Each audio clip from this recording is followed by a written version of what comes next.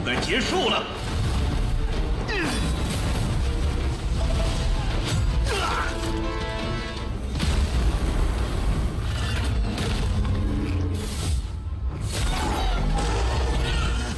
开麦！嘿！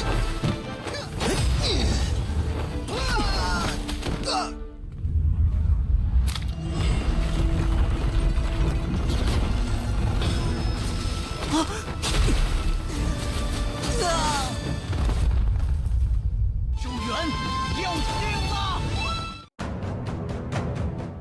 Kembali lagi bersama para jagoan. Seperti biasa, Mimin selalu mendoakan kalian semoga selalu dalam keadaan sehat dan dalam kondisi terbaik. Di video kali ini Mimin akan menceritakan sebuah donghua baru yang berjudul Dragon. Dan donghua ini akan menceritakan proses dia menjadi seorang yang paling kuat. Di mana sinopsisnya ini pemeran utama Zhou Yuan yang biasanya dipanggil sebagai Yuan.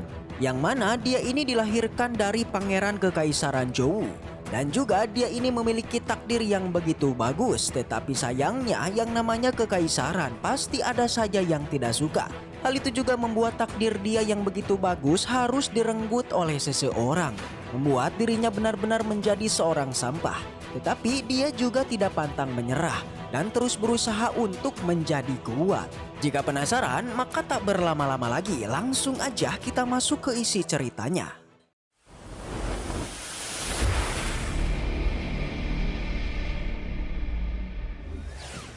Cerita dimulai dengan diperlihatkan adanya sebuah kekaisaran yang dimana kekaisaran ini bernama Kekaisaran Zhao. Dan di sana adanya seorang kaisar bernama Kaisar Zhuo Qing dan juga permaisuri bernama Qing Yun.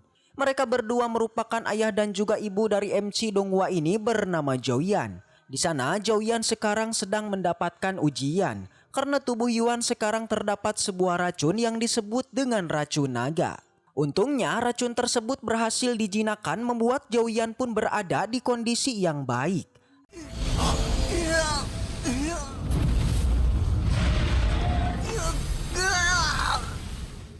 Racun ini sendiri disebut dengan racun naga yang dimana racun naga ini setiap 3 tahun sekali akan memberontak. Jika selama dalam waktu itu racun ini tidak dijinakkan maka Zhou Yan akan kehilangan nyawanya.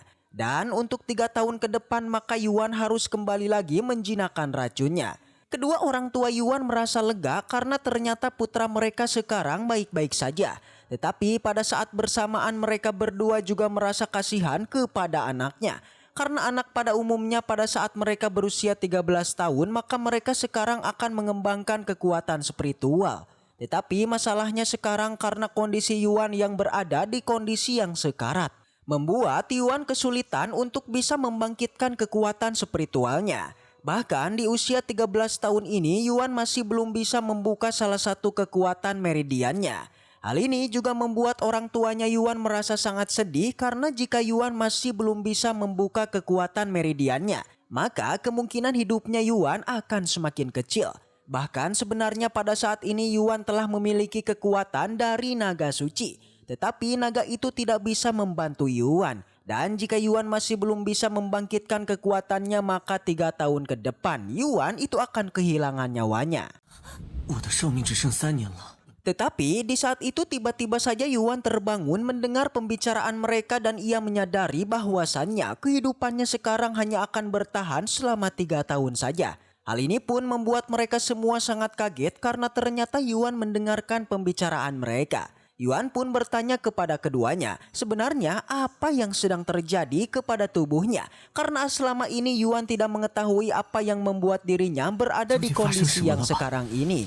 Orang tua Yuan memberitahu bahwasannya kondisi tubuh Yuan sekarang berada di kondisi yang sekarat karena sebuah racun yang disebut dengan racun naga. Lalu sang ayah juga menceritakan kejadian di masa lalu mengenai sebuah dinasti yang bernama Dinasti Wu. Yang dimana Dinasti Wu dulunya merupakan bawahan dari keluarga Zhou mereka. Dan sebenarnya kejadian ini telah dimuat pada sebuah catatan kuno yang disebut dengan piton menelan naga. Jika piton telah menelan naga, maka kejadian dari keluarga Wu akan makmur dan maksud dari naga tersebut yang akan dimakan oleh ular piton merupakan Yuan. Karena pada saat Yuan telah lahir, Yuan membangkitkan keajaiban yaitu adanya sebuah cahaya yang menyelimuti tubuhnya. di mana cahaya itu memiliki tanda dari naga suci. Membuat pada saat kelahirannya Yuan langsung mendapatkan kekuatan meridian yang bahkan telah berada di kondisi puncak. Tetapi kekuatan itu sekarang telah menghilang karena waktu kelahirannya Yuan di sisi lain dinasti Wu juga melahirkan kedua anak, yaitu seorang putra dan putri. Mereka keduanya mewariskan kekuatan kuno, yakni mewariskan kekuatan piton dan juga burung. Dan menurut sejarah kuno mereka, jika adanya seorang anak yang telah lahir pada hari yang sama, maka kemungkinan anak itu bisa melahap takdir orang lain.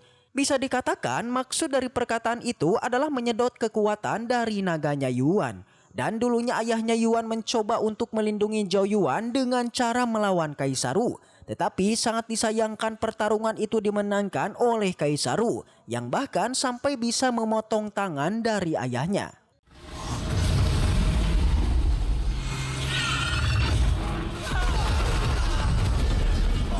昆龙，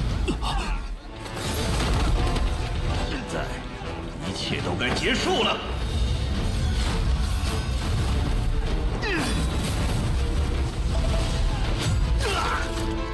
Setelah kemenangan dari Kaisar Wu yang telah berhasil menjatuhkan Kaisar Zhou, mereka pun mengambil kekuatan Yuan dengan cara yang sangat menyakitkan. Sedangkan ayahnya Yuan dan juga ibunya hanya bisa melihat kejadian itu dengan hanya menangis saja.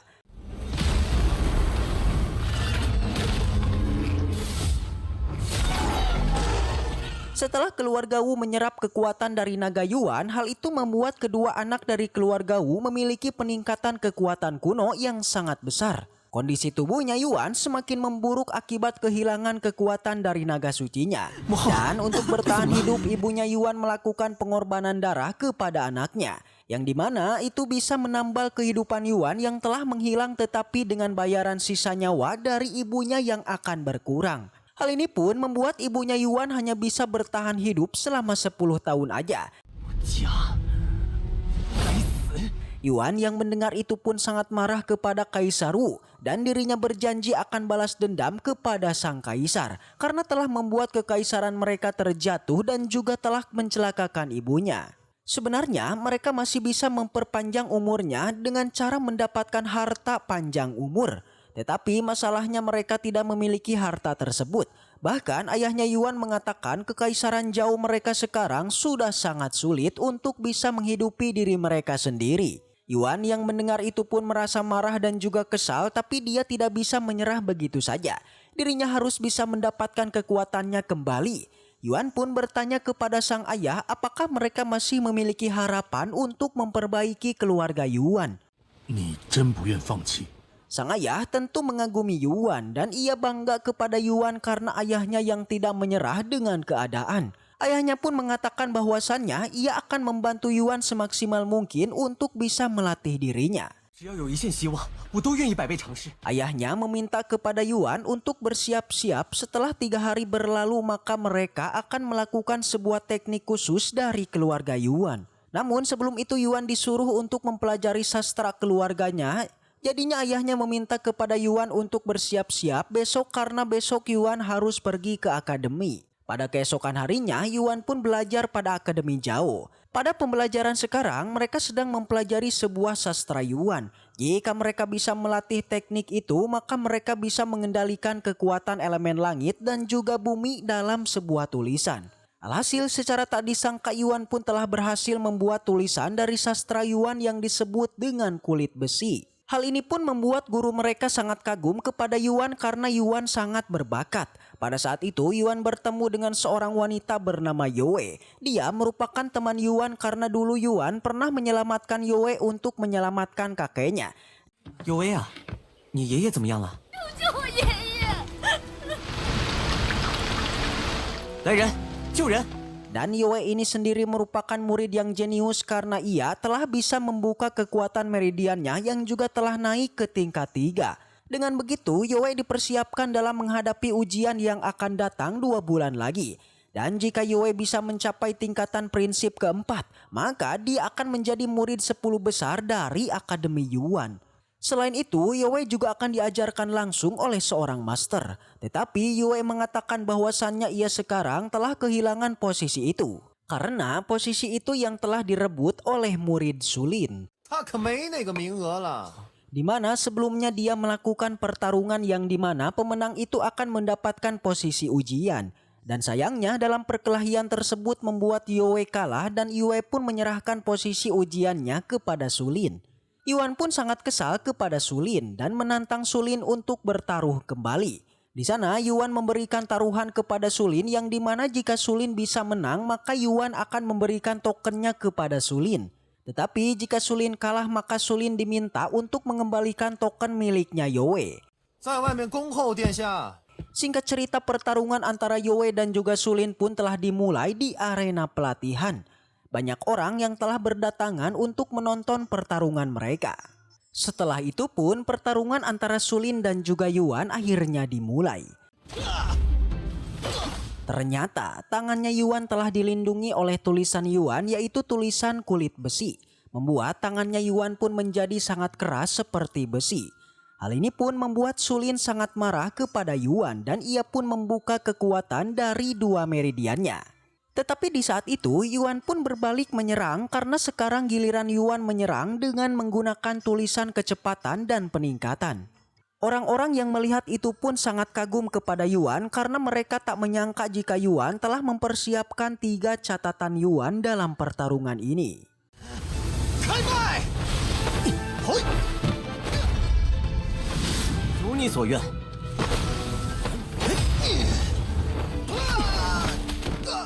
Akibat serangan itu membuat Yuan menjadi pemenang dalam pertarungan ini dan Yuan mengambil kembali token giok milik Yue.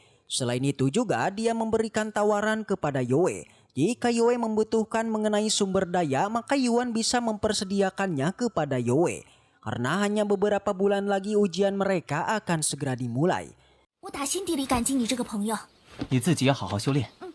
Singkat cerita 3 hari pun telah berlalu dan sekarang merupakan hari bagi Yuan dan juga ayahnya untuk mengikuti sebuah teknik keluarganya. Di sana terlihat ada sebuah tempat yang disebut dengan sebuah altar.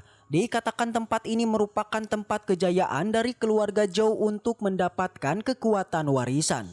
Namun sayangnya sudah sekian lama banyak anggota keluarga Zhou mereka yang tidak bisa mengaktifkannya.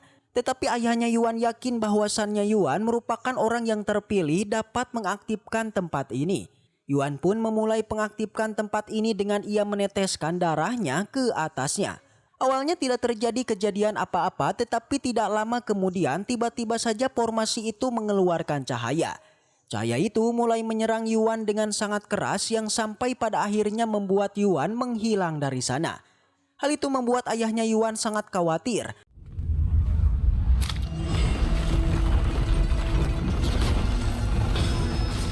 似乎是个考验。